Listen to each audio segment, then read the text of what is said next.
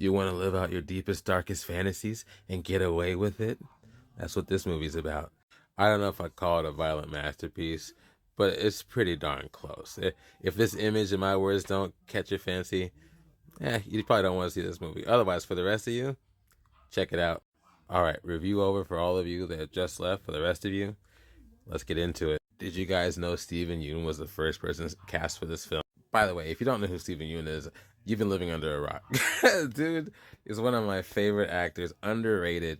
He was Glenn in The Walking Dead. I am so glad that he's continuing his career.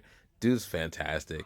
And this movie is really no exception. He's a lot of fun in this movie. So what's this movie about, Travis? Well, it's about a disgruntled worker and a virus that makes you do whatever you feel like doing. Basically removing all inhibitions to a crazy degree. And what's even better is when people are affected with this virus, there's a law out where you can pretty much just get away with it. Why? Because this virus has been spreading around the globe and people have been doing things, and they had to make it to where it's okay for you to, well, not okay for you to do these things, but you are under the influence of this virus. Therefore, you are not responsible for the things that you do. Samara Weaving's in here too, and she basically plays a person that gets screwed over by his company, kind of through him. Basically, these two get locked into an office building with all these infected people, including themselves. It's basically like the CDC is just kind of keeping it all contained, so all the murder and anarchy and the virus kind of stays. And they have to wait it out for a certain amount of time, basically. The really cool thing about this movie is if you have any disgruntled worker kind of thoughts at all,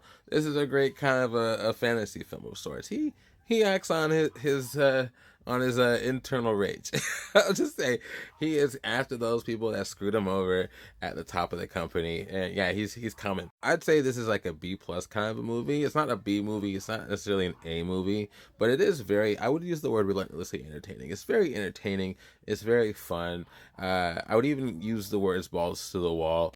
Definitely worth a watch. I thank my friend very dearly for letting me watch this movie. Thank you, Anthony Brown. If you ever see this one, this one's for you. Thank you very much. All right, one last bit of trivia for all of you. Here we go.